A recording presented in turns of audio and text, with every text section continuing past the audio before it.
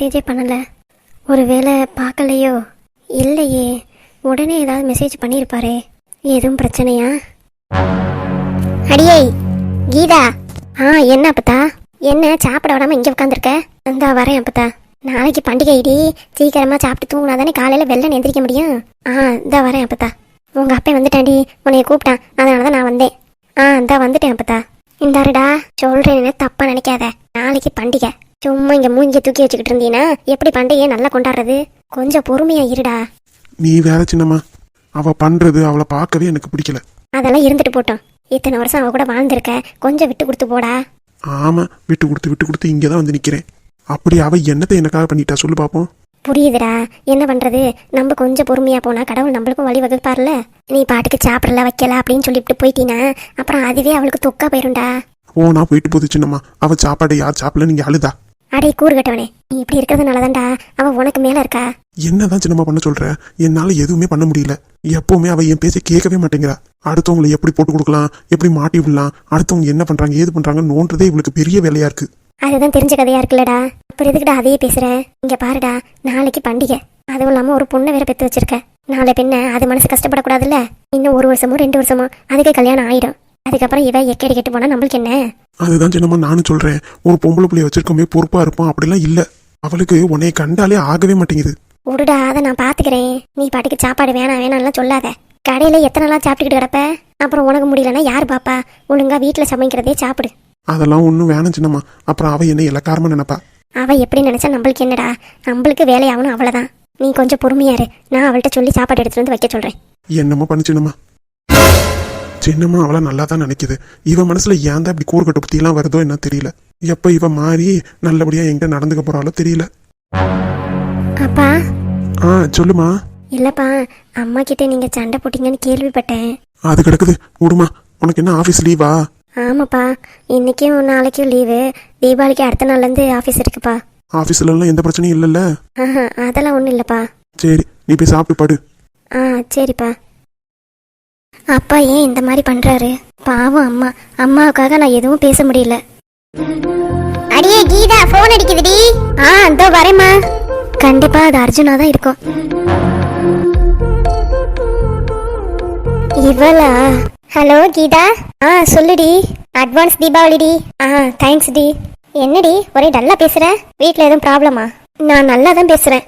இல்ல, எப்போதும் நான் வருஷம் வருஷம் தீபாவளிக்கு ஃபோன் பண்ணும்போது ரொம்ப ஹாப்பியா பேசுவியே, இந்த வருஷம் ஏன் ரொம்ப டல்லா பேசுற? அதனால தான் கேட்டேன். அதெல்லாம் ஒன்றும் இல்லைன்னு சொல்றேன்ல. அது சரிடி, நாளைக்கு உங்க வீட்டுக்கு நான் வரட்டா? நாளைக்கா? எதுக்கு? என்னடி ஆச்சு உனக்கு? என்னமோ புதுசா கேட்குற. வருஷம் வருஷம் நான் உங்க வீட்டுக்கு தானே வருவேன். இல்ல, இந்த வருஷம் வேணாண்டி. ஏன் அப்படி சொல்ற? இல்லடி, கொஞ்சம் சொன்னா புரிஞ்சுக்கோயே. இங்க ஒரே பிரச்சனையா இருக்கு. பாட்டிக்கும் அம்மாவுக்கும் சண்டை. அப்பா பேசுறதே இல்லை. அதை நான் எப்படி உங்ககிட்ட சொல்றது? அதனால தான் இங்கே பிரச்சனையா இருக்கும்போது நீ வந்தீன்னா ஏதாவது பிரச்சனை கிளம்பும்.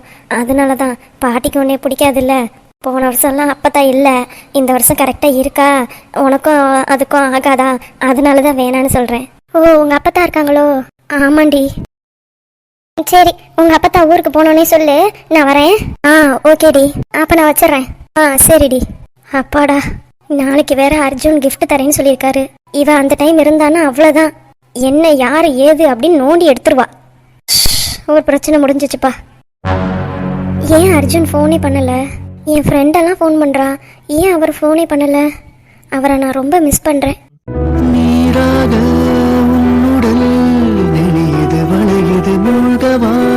கண்டோடு தாமரை பூவினை கைகளில் ஏந்தவா, மேலாடை நீயன மேனியில் நான் உனை சூடவா, நீ தீண்டும் போதிலே மோகன நாட்டினமாடவா, பகலுக்கு தடை போடு இரவினை எடை போடு லாலலா.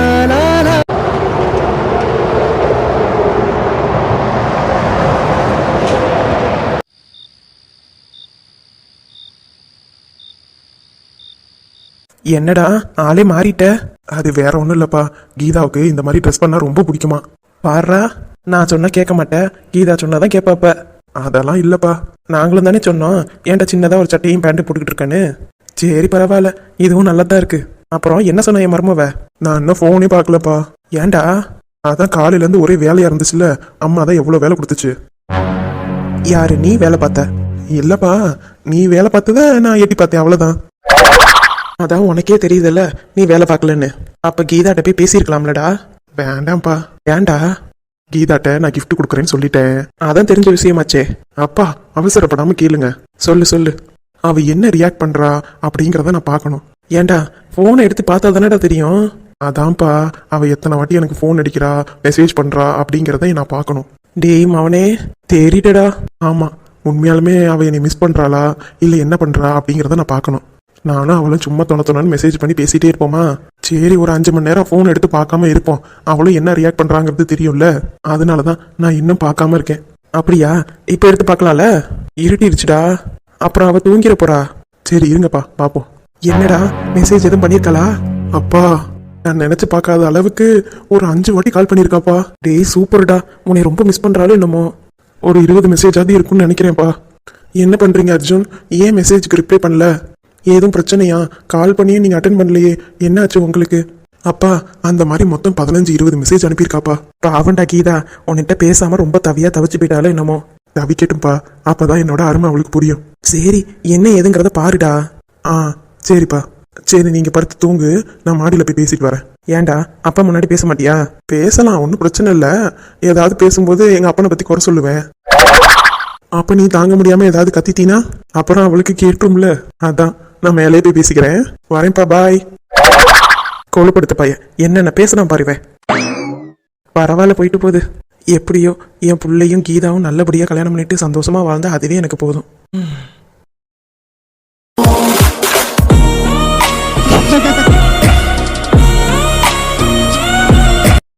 சாரி கீதா, உன் கூட பேசாம என்னாலையும் தான் இருக்க முடியல. உன்னைய தவிக்க விடணும் அப்படின்லாம் எனக்கு நினப்பு கிடையாது.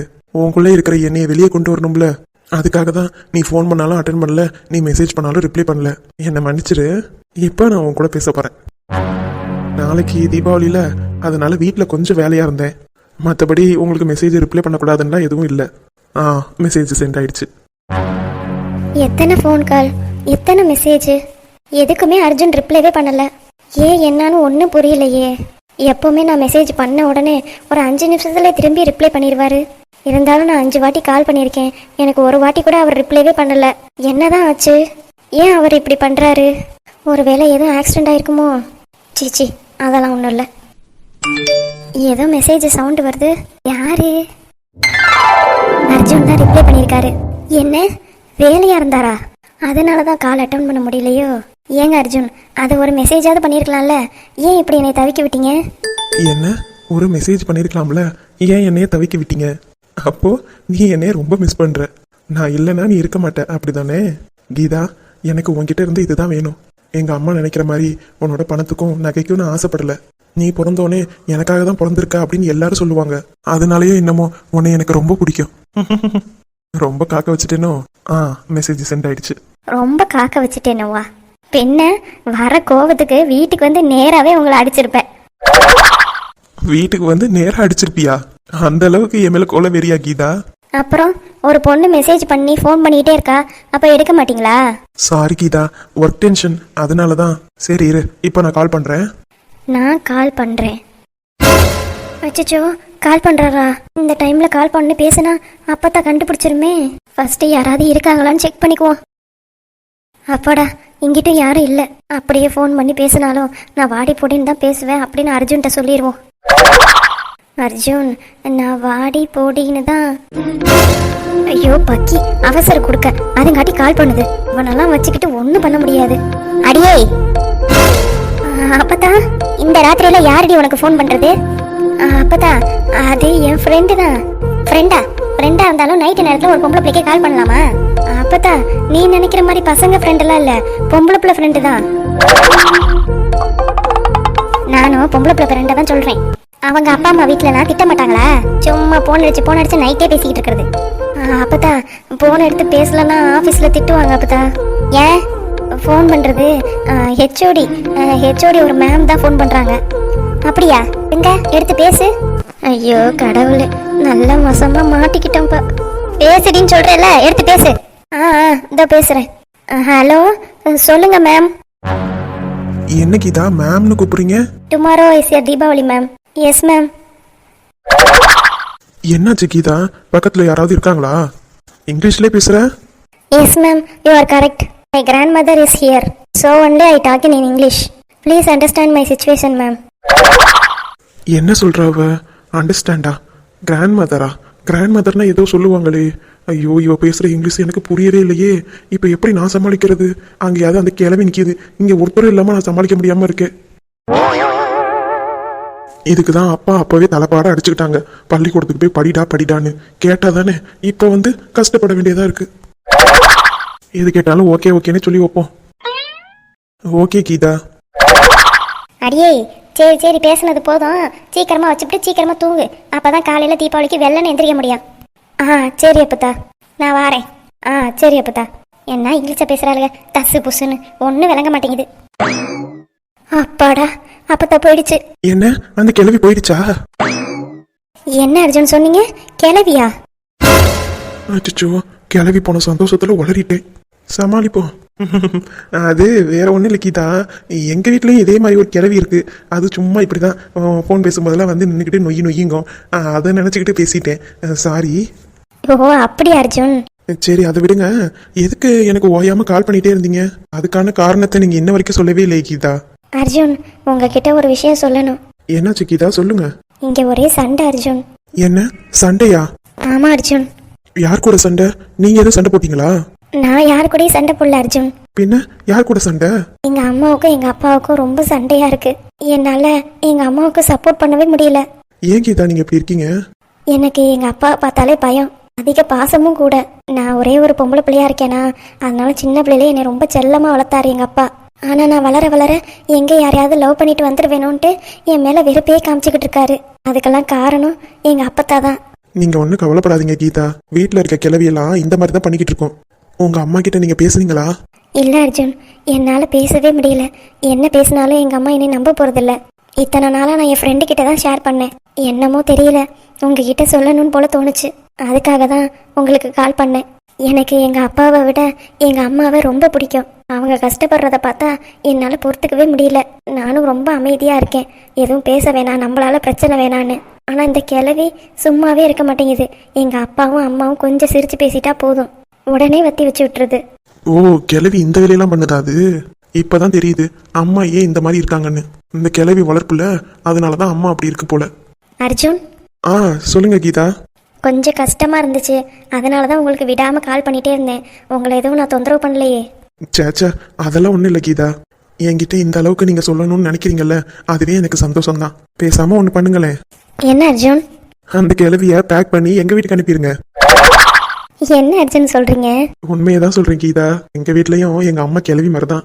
ஃபோன் பேச விட மாட்டாங்க, நொய் நொயின்னு என்னை போட்டு டார்ச்சர் பண்ணுவாங்க. அவங்களுக்கும் இவங்களுக்கும் சரியா இருக்கும். இந்த சிரிப்பு சத்தம் தான் கேட்கவே இல்லைன்னு நினைச்சேன். ஏன் அர்ஜுன், நான் சிரிச்சுக்கிட்டே இருக்கணும்னு நினைக்கிறீங்களா? ஆமா கீதா, உங்களோட சிரிப்பு எனக்கு ரொம்ப பிடிக்கும். நான் பார்த்துருக்கேன். அப்படியா? அப்ப என்ன என்னைய பத்தி என்னெல்லாம் தெரியும்? கொஞ்சம் பொறுமையா இருங்க, போக போக நானே சொல்றேன். மொத்தமா கேட்டா அப்புறம் இன்ட்ரெஸ்ட் இல்லாம போயிடும்ல. அர்ஜுன், சரிங்க கீதா, ஒன்றும் வருத்தப்படாதீங்க.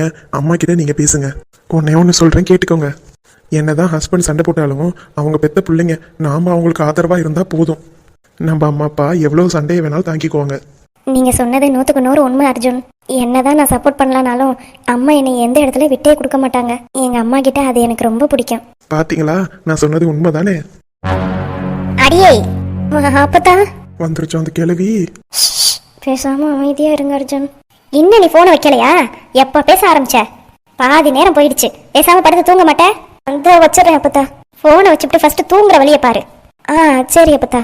மேம், நான் அப்புறமா பேசுறேன். ஓகே கீதா, பாய் பாய். ஓகே மேம், பாய், குட் நைட். எல்லாம் உங்க அப்பனை சொல்லணும். அவன் கொடுக்குற இடம் தான் இம்புட்டும். பேசாம படுத்து தூங்கு. சரி அப்பத்தா. நடுவுல இந்த கிழவி வேற சும்மானே இருக்காது, வந்து வந்து என்ன ஏதுன்னு கேட்டுக்கிட்டே கிடக்கு. இருந்தாலும் கீதா மனசுல ஓரத்துல நான் இருக்கேன்னு நினைக்கும் போது எனக்கு ரொம்ப சந்தோஷமா இருக்கு. இதே மாதிரி அவ கூட பேசி பேசி என்னோட காதல் அவள்கிட்ட சொல்லணும். அத்தை ரொம்ப பாவம், மாமா ஏன் இப்படி நடந்துக்கிறாரு? இந்த கிழவி வளர்த்த ஒன்றும் சரியில்லை. அம்மாவும் இப்படிதான் இருக்கு, மாமாவும் இப்படிதான் இருக்காரு. எனக்கும் கீதாவுக்கும் கல்யாணம் மட்டும் ஆகட்டும், மாமாவை, அந்த கிழவிய, அப்புறம் நம்ம அம்மாவை எல்லாரையும் சேர்த்து வச்சு ஒரு வழி பண்ணிடணும்.